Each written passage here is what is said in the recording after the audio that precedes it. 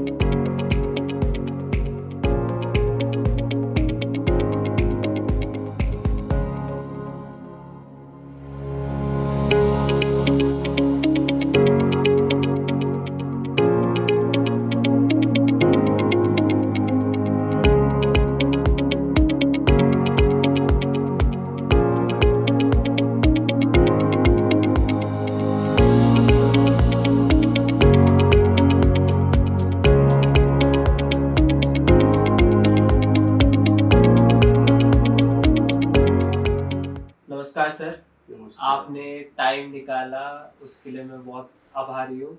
और सर बहुत ही senior journalist, writer और चित्रकार हैं, जो मैं आपको पहले ही इंट्रोडक्शन में बता चुका हूँ। सर मैं जानना चाहूँगा कि आपने जो मिर्ज़ा गालिब पे किताब लिखी, तो उससे पहले भी दूरदर्शन में एक सीरियल बन चुका है मिर्ज़ा गालिब पे और काफ़ी किताबें भी आ चुकी हैं उनके ऊपर। तो आपको क्या लगा कि कुछ कमी रह गई थी उस काम में, या फिर आपका कुछ डिफरेंट पर्सपेक्टिव था कि आपने उसको अपनी किताब में इनकॉर्पोरेट किया? देखो, गालिब के ऊपर मेरे ख्याल से हर जुबान में किताब आई है और गालिब सब्जेक्ट ही ऐसा है कि उस पर कितना भी काम हो जाए वो काम कम ही रहेगा हमेशा। पर बहुत सारी किताबें पढ़ता रहा मैं या देखता रहा, लेकिन मुझे गालिब की ज़िंदगी पे मुकम्मल कोई चीज़ नहीं मिल रही थी। ज़िंदगी का पहलू बहुत सारे उनके अनछुए रहे और कुछ किस्से उनके साथ जो जुड़ते चले गए, जैसे आमों का किस्सा था या और मुद्दे इस तरह के कुछ किस्से थे, वो किस्से उनके साथ रहे। लेकिन ज़िंदगी कैसे गुजर रही थी, वो जब 4 साल की कलकत्ता यात्रा की उन्होंने, उस यात्रा में उन्होंने क्या क्या झेला, किससे मिले, वो सारी चीज़ें कहीं ना तो मिल रही थी और ना उसका कहीं कोई दर्ज थी कहीं भी। बस वो उनके ख़तों से कुछ कहीं कहीं चीज़ें समझ में आती थी कि भाई गालिब वहाँ गए होंगे, यहाँ गए होंगे, वहाँ उन्होंने किसी को खत लिख दिया, उसमें वहाँ का थोड़ा सा जिक्र कर दिया। तो चीज़ें बहुत साफ नहीं थी उनकी ज़िंदगी को लेकर। किताबें बहुत हैं उनकी, शायरी पे खूब किताबें हैं उनकी, लगभग मेरे ख्याल से 4 किताबें तो मेरे पास अंग्रेजी की रखी हुई है, जिसमें लोगों ने अलग अलग उनकी शेरों पे और उस पर तबसरे किए हैं, लेकिन ज़िंदगी का कोई मुकम्मल ऐसा वो नहीं आ रहा था जो तस्वीर निकल के आती गालिब। हम्म, अब उसमें एक प्रॉब्लम ये आ रही थी कि जहाँ अंधेरा था, हम्म, मतलब जहाँ ये पता ही नहीं था कि इस जगह क्या हुआ होगा। हम्म, जैसे वो 1 महीने बनारस में रुके, हाँ जी, बनारस में उन्होंने एक बनारस पे मसनबी लिखी है बनारस अच्छा, को लेके।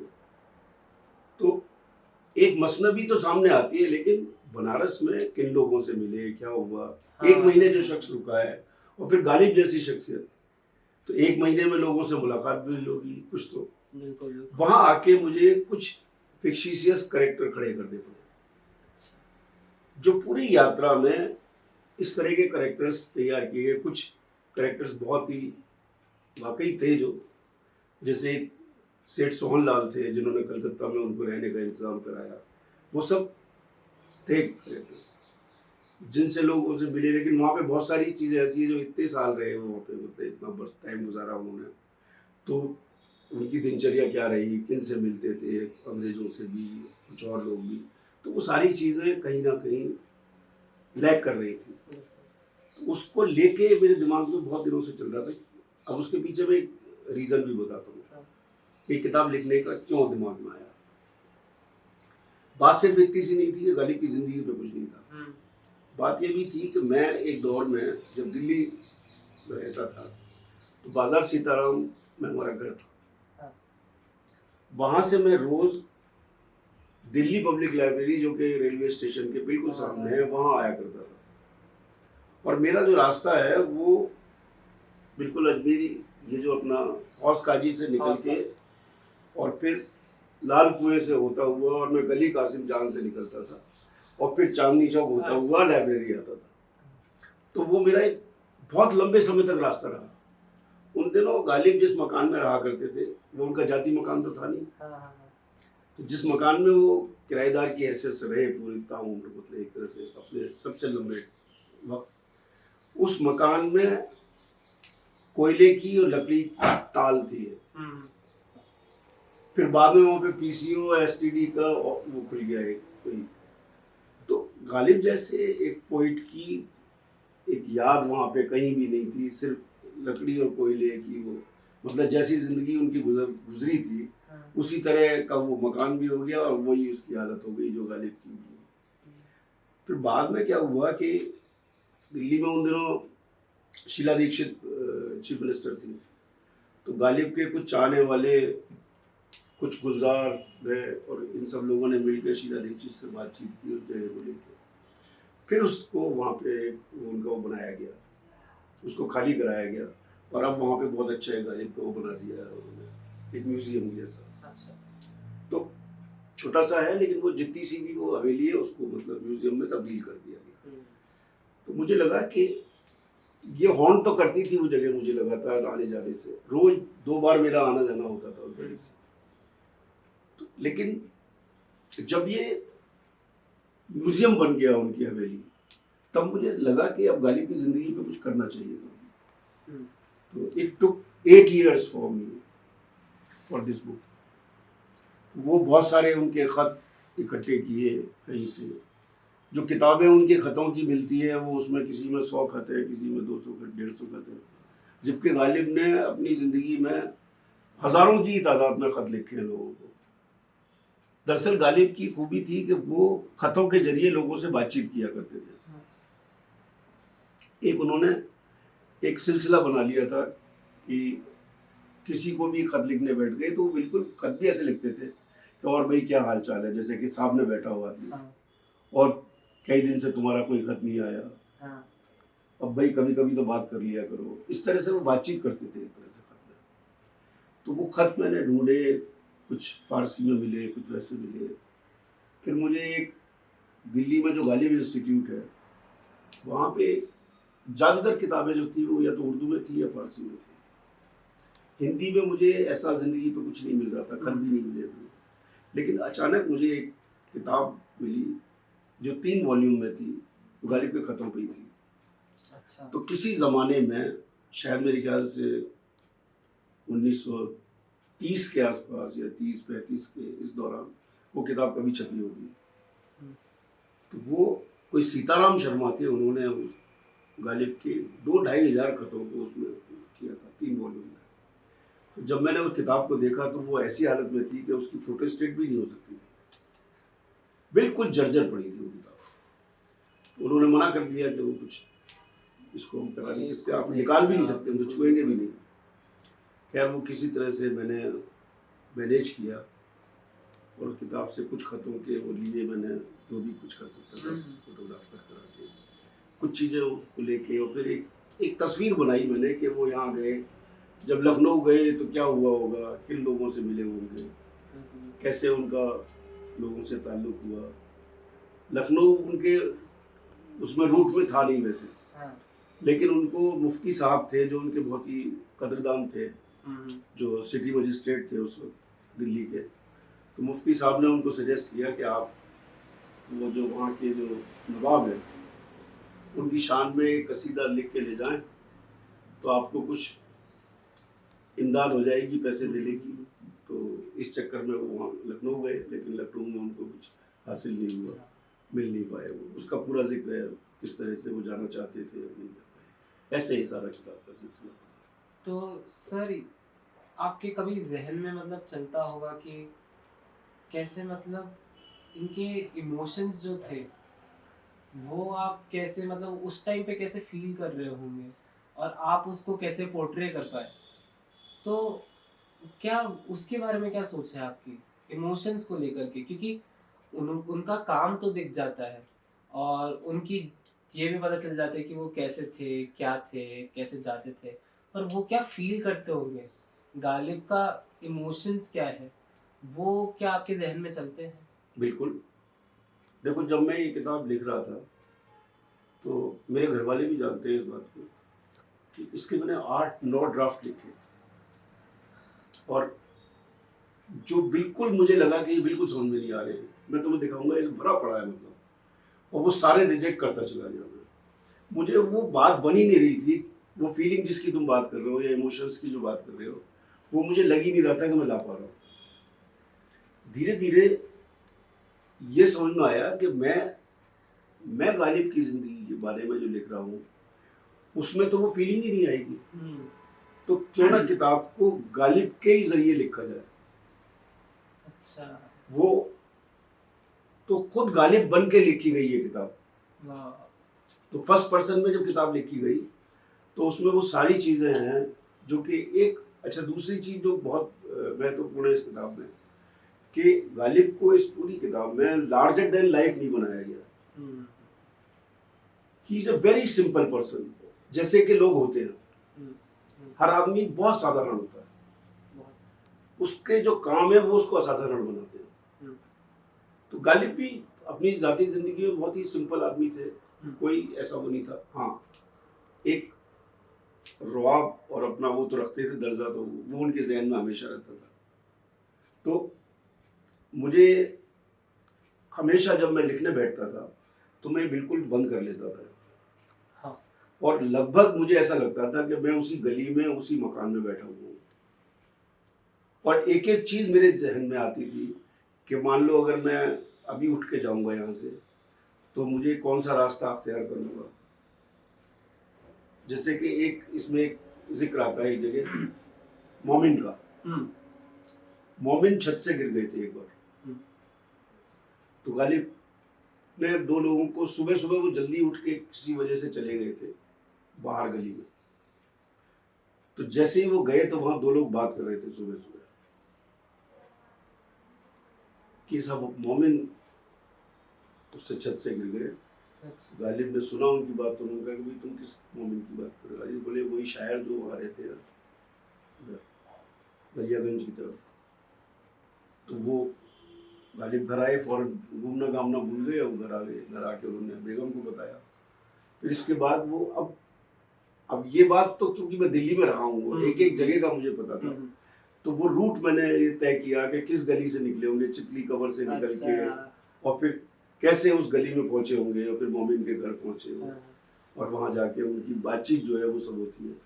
हालांकि ये कहीं भी कोई दर्ज नहीं है इसमें, लेकिन ये भले ही क्रिएट किया हो, लेकिन गालिब और मोमिन का संवाद होता है वहाँ पे। और वहाँ गालिब उनसे पूछते हैं, असल में मोमिन जो थे बहुत बड़े नजूमी भी थे। एक तो वो हकीम थे, शायर थे, और वो ज्योतिषी भी थे, बहुत बड़े नजूमी ज्योतिषी कोई कहते हैं।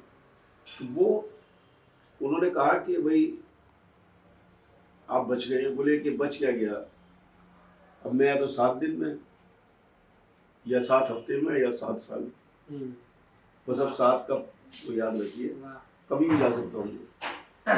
ये उन्होंने, तो गालिब ने कहा कि ये तो आप गजब की बात कर रहे हैं। और वाकई वो 7 हफ्ते या 7 दिन में चले गए। उसके बाद तो उसमें जो संवाद होता है, तो गालिब उनसे पूछते हैं कि भाई आपने अपने बारे में तो बता दिया, मेरा भी तो कुछ बताइए, मुझे कब तक ये तकलीफें झेलनी पड़ेगी। तो मोमिन कहते हैं कि मिर्जा तुम्हें बहुत जीना है, बहुत तकलीफें उठानी है, चिंता मत करो। ये संवाद होता है इस तरह से। बहुत। जब एक सामान्य व्यक्ति अतीत के बारे में सोचता है तो पता नहीं कैसे एकदम से इमेजिनेशन भी ना ब्लैक एंड वाइट हो जाती है। तो आप चित्रकार हैं, तो आपने कैनवसों को तो रंग से भरा है, पर क्या आप अपनी इमेजिनेशन को भी उस रंग से भरते थे, या फिर उस फील को भी आप ब्लैक एंड वाइट रंग देते थे? क्या रहता था वो? देखो, आप जब सोचते हैं तो कोई रंग नहीं होता उस वक्त। पेंटिंग के बारे में भी मेरा एक तजुर्बा रहा है कि कभी भी कोई चीज़, पेंटिंग कभी भी, मुझे नहीं लगता कि कोई भी आर्टिस्ट दुनिया में जिसने जो सोचा है वही पेंटिंग बन के निकली है वर्दी में।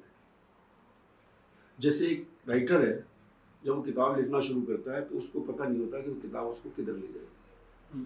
कोई स्टोरीज बनाता तो है, एक फ्रेमवर्क उसके दिमाग में भी होता है, लेकिन असल में स्टोरी क्या टर्न लेगी ये उस राइटर को भी कभी अंदाज़ा नहीं होता। और वो लौट फिर के पता लगता है कि वो जो सोच रहा था उससे बिल्कुल उलट चीज़ बनी है। ये राइटर के साथ भी होता है और क्रिएटिव हर आदमी के साथ होगा, क्योंकि चीज़ें उसके बहुत तेज़ी से बदलती हैं दिमाग में, और वो चीज़ें जब तेज़ी से बदलती हैं तो वो उसकी शेप भी बदलती चली जाती है। मैं पेंटिंग जब बनाता था ऊपर छत पे बैठ के हमारे, तो वहाँ पे एक कमरा था मेरा, तो जब मैं लेके बैठता था शाम को ऑफिस से आने के बाद, तो मैं क्लासिकल म्यूजिक सुनता था, या तो पंडित जसराज या भीमसेन जोशी, मतलब कोई भी ऐसा क्लासिकल ही सुनता था मैं। और उस वक्त मैं सुनता था, मेरे ज़्यादातर जो पेंटिंग्स हैं वो सब मेडिटेशन पे हैं पूरी। और उस वक्त बनाते वक्त वो कलर कौन सा ठीक करे लगेगा, क्या होगा, ये सब चीज़ें कुछ तय नहीं होती थी। एक बार शुरू कर दिया, बस एक इम्प्रेशन होता था कि ऐसा कुछ करेंगे। लेकिन वो जब फाइनल तैयार होती थी पेंटिंग, तो वो होती थी जो कि मुझे कभी सोची ही नहीं थी। ये हमेशा होता है किसी भी क्रिएटिव काम में। आप जब करेंगे तो 100% वो चीज़ नहीं आएगी जो आप सोच के चल रहे हैं, क्योंकि आपके दिमाग में हर वक्त कुछ ना कुछ नया आता है।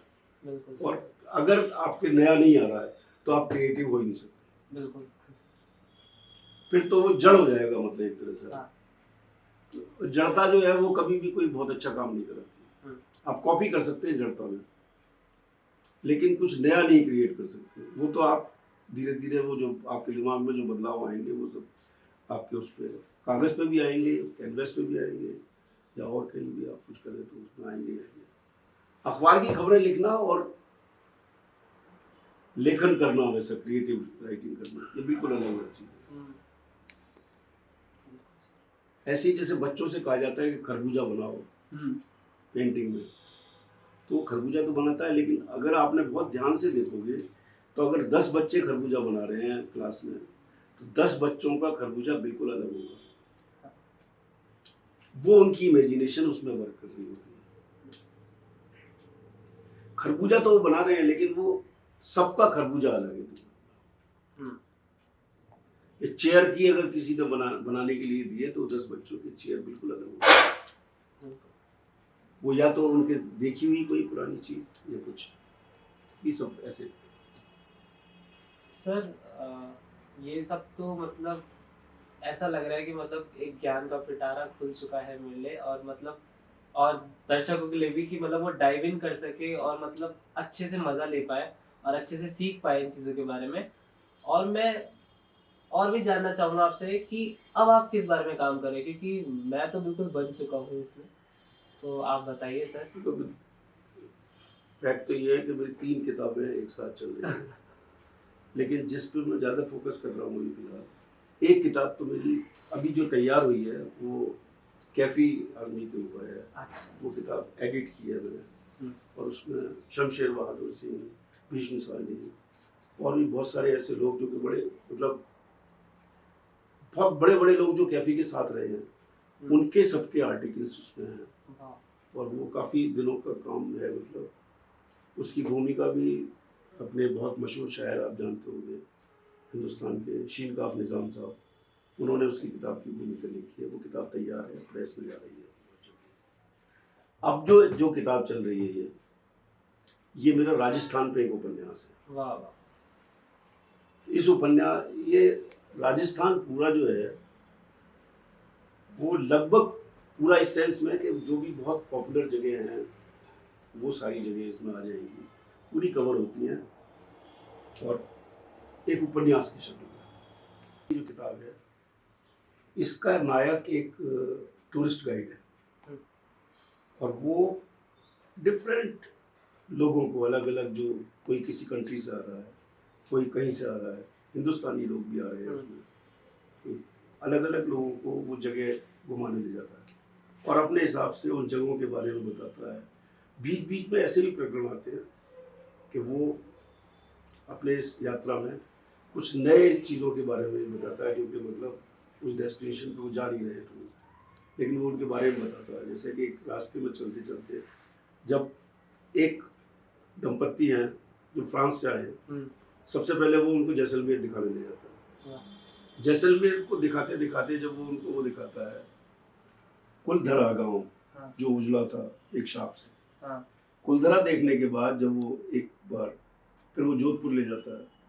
जोधपुर से लौटते वक्त वो रास्ते में जब खाली बैठे होते हैं तो वो उनको बताता है कि राजस्थान में एक और जगह ऐसी है जो कि एक ही रात में खाली हो गई थी। वो जयपुर के पास है एक जगह भानगढ़, तो भानगढ़ का किस्सा सुनाता है उनको। तो इस तरह से वो कहानियाँ एक के बाद एक चलती जाती है उसमें राजस्थान की। फिर कोई और दूसरा कोई यात्री आता है, उनको जयपुर घुमाता है। तो इस तरह से जोधपुर ये सब चीज़ें मतलब आती हैं। इस बीच उस टूरिस्ट गाइड की, बेसिकली वो टूरिस्ट गाइड है नहीं, वो सांभर का रहने वाला है और उसके मदर फादर की अर्ली एज में डेथ हो गई है। उसकी एक बहुत पुरानी हवेली है फादर मदर, वहाँ पे वो एक होटल खोलना चाहता है। तो वो ट्रेनिंग ले रहा है टूरिस्ट गाइड बन के। तो इस बीच में वो जब एक कोई यात्री 2-3 आते हैं, उसमें एक लड़की होती है डोरिया नाम की।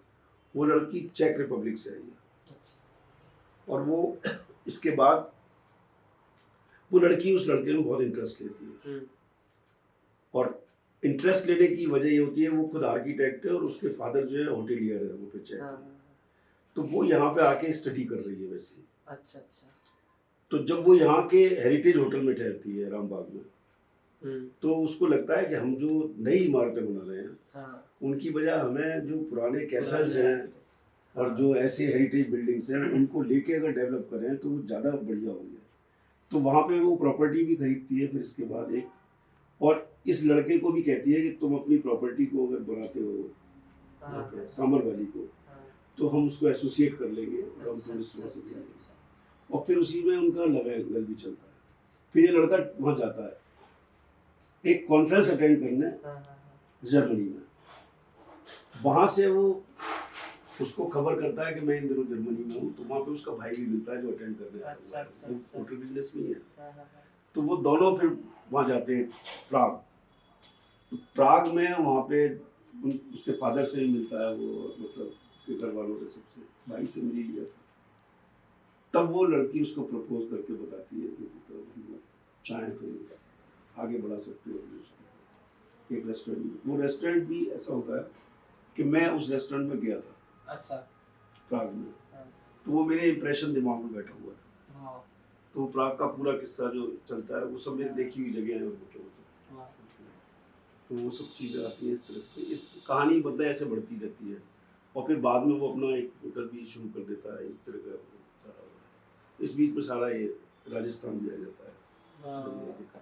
सर मतलब मैं इतना मतलब पिक्चराइज कर पा रहा हूँ इसे, जो भी आपने पूरा एक क्रक्स दिया, और मतलब एक फिल्म की तरह दिमाग में चल रहा है, और बहुत ही मतलब बेहतरीन सर ये तो। मतलब सही में मैं इसको इमेजिन कर सकता हूँ बड़े पर्दों पे। और मैं ये कहना चाहूँगा सर, फिल्मों पे अगर बात आ ही गई है तो सर आप फिल्म क्रिटिक भी रहे हैं, आपने लिखा भी है काफ़ी फिल्मों के ऊपर। तो क्या मतलब आपको लगता है मॉडर्न डे जो आर्टिस्ट है वो अपनी आर्ट से ट्रू नहीं है उतना जितना पहले थे? जैसे कि मैं जब आपकी तरफ देखता हूँ तो आई सी एन ट्रू आर्टिस्ट। तो मतलब आपका क्या कहना है कि अभी मॉडर्न डे में जो आर्ट है उसको क्या ज़्यादा कमर्शियलाइज कर दिया गया है? नहीं, मैं सिर्फ एक बात कहना चाहूँगा। एक छोटी सी चीज़ है जो पिछली पीढ़ी में और इस प्रेजेंट जो पीढ़ी है उसमें जो फ़र्क दिखाई देता है। क्रिएटिविटी की कोई कमी नहीं है आज भी, और कंपैरेटिवली मुझे लगता है कि ज़्यादा क्रिएटिव बच्चे आ रहे हैं, ओके, एक्सपोजर भी ज़्यादा है उनके पास, टेक्नोलॉजी भी उनके पास बहुत बेटर हो गई है। फ़र्क अगर कोई है तो वो डेडिकेशन का है बस। ओके, मतलब आज की पीढ़ी बहुत जल्दबाजी में है, वो बहुत जल्दी चीज़ों को हासिल करना चाहती है। हाँ, जबकि ये एक बिटर फैक्ट है कि एक पौधा अगर हमने लगाया है एक बीज, तो उसको ग्रो होने में जो वक्त लगना है वो लगना ही है। उससे पहले आप मतलब उसको खींच तान के कुछ नहीं कर सकते। ओके, तो उसकी वजह से नई पीढ़ी के साथ दिक्कत ये हो रही है कि वो जल्दबाजी में बॉन्साई बनती जा रही है। ओ, मतलब वो सब चीज़ें तो दिखाई दे रही हैं लेकिन वो कर नहीं बन पा रहा जो कि बनना वो है चाहिए। ही तो। काफी इंटरेस्टिंग थे। ये फर्क है बस, बाकी क्रिएटिविटी में कोई फर्क नहीं है। बहुत अच्छा अच्छा काम कर रहे हैं। अभी अगर नई चीज़ों, मैं इस बात के बिल्कुल फेवर में नहीं हूँ कि हर चीज़ पुरानी अच्छी थी और नई सब खराब है। हर दौर में अच्छा काम होता रहा है, बुरा काम होता रहा है। पहले की बहुत सारी फिल्में जो कूड़ा लगती है मुझे देखने में, अच्छा, बहुत सारे ऐसे आर्टिस्ट हैं जिनको एक्टिंग ही नहीं आती थी, आज मतलब उससे बहुत बेटर लड़के हैं जो रियल एक्टिंग कर रहे हैं। हाँ बिल्कुल बिल्कुल सर। पहले तो फिर भी बड़े बड़े एक्टर्स भी बड़ी आर्टिफिशियल वो करते थे। वो बात जो कि अभी मतलब जो जो मतलब थिएटर करके जो लोग आ रहे हैं उनको देखो तो कमाल का काम कर रहे हैं, बिल्कुल सर। और इतना सहजता से कर रहे हैं। कभी नहीं है मतलब कोई भी, पहले भी थे लोग बाग, अब भी हैं, बस डिवोशन की कमी है। डिवोशन की कमी है, बस जल्दबाजी बहुत ज्यादा हो गई है। भाग दौड़ भाग दौड़ भाग दौड़। एक तो जल्दबाजी हो गई है, दूसरी क्या है कि पढ़ना लिखना बहुत कम हो गया असल में। तो चीज़ों को जो पहले लोग कहते पढ़ते बहुत थे, अब पढ़ने की ज़रूरत कम हो गई। वजह इंटरनेट और ये सारी चीज़ों ने मतलब वो भटका भी दिया थोड़ा सा। पर मुझे नहीं लगता कि टैलेंट की कोई कमी होती, और ना कभी होगी, हमेशा होता रहेगा। ये काफ़ी बढ़िया टेक था सर, जो कि मतलब सही में एक मैसेज जाना चाहिए कि वी नीड टू अंडरस्टैंड कि हमें कितनी ज़रूरत है पढ़ाई की, ना कि हम उससे दूर भाग रहे हैं और दूसरी चीज़ों पे फोकस कर रहे हैं। वो अच्छी बात है, ऑलराउंड होना चाहिए इस जनरेशन को, पर एक सादगी होती है पढ़ाई में जो मेंटेन रहनी चाहिए। सर मैं अब आपसे रैपिड फायर क्वेश्चंस पूछना चाहूँगा, उसमें मैं आपसे लगातार क्वेश्चंस पूछूंगा और आप जल्द से जल्द मुझे उसका छोटा छोटा आंसर दे दीजिए। जी। तो गालिब की कोई सी भी एक शायरी सुना दीजिए सर। गालिब का एक शेर बहुत मेरा भी पसंदीदा है, और बहुत सारे लोगों ने उस शेर को अपने कई बहुत पसंद भी किया, उस पर काम भी किया है। एक शेर है कि न था कुछ तो खुदा था, कुछ ना होता तो खुदा होता, डुबोया मुझको होने ने। ना होता मैं तो क्या होता। हाँ, ये शेर जो है, वाह, वाह, इस शेर पे निराला जी ने कहा था कि ये एक अकेला शेर जो है ये वेदांत का निचोड़ है पूरा। वाह, और उसकी वजह बताते हैं वो कि अगर मैं ही नहीं हूं दुनिया में तो फिर ये दुनिया ही क्या है, कुछ भी नहीं है, ये तो खत्म हो गई। खत्म हो गई सर, सही तो बात। मेरे होने से ही सारी दुनिया है। वाह, तो ये पूरा वेदांत इसमें एक शेर में आ जाता है। गालिब आपके लिए क्या है सर? बहुत बहुत कुछ। दुनिया का सबसे बेहतरीन शेर आपके लिए? शायर, शेर शेर, नहीं, मतलब दुनिया का सबसे बेहतरीन शहर। शहर, शहर शहर तो अपना ही पसंद आता है सबसे ज्यादा, जिसमें जब आप रह रहे हो। जिसमें रह रहे हैं। लेकिन मुझे अगर चूज करना पड़े अगले जन्म के लिए तो मैं प्राग में रहना चाहूंगा। वाह सर। गालिब, काफी आजमी, अब आगे कौन? अब नजीर अकबराबादी और मीर तकी मीर। कैनवस या किताब? फिलहाल किताब। फिलहाल किताब। आपका पसंदीदा पेंटर?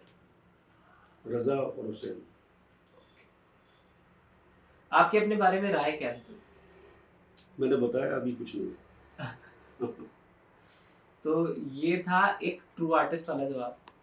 और अगर आप भी ऐसा फील करते हैं तो कोई दिक्कत की बात नहीं है, क्योंकि इतने मंझे हुए कलाकार और इंसान भी ऐसा फील करते हैं। और मैं ये कहना चाहूँगा कि आर्टिस्ट अपने आर्ट के द्वारा खुद को ढूंढता है, और सर ढूंढे जा रहे हैं खुद को, जो कि ये सफ़र जारी रहना चाहिए, तभी एक आर्ट को एक वॉइस मिल पाती है। अब आज के लिए बस इतना ही, और मैं सर का धन्यवाद करता हूँ ऑफिसर सर, आपने हमें आपका टाइम भी दिया। बहुत बहुत शुक्रिया। आपने हमें टाइम दिया, और आशा करता हूँ आपको भी बहुत कुछ सीखने को मिला होगा। तो फिलहाल के लिए अलविदा, फिर मिलते हैं इसी चैनल पे।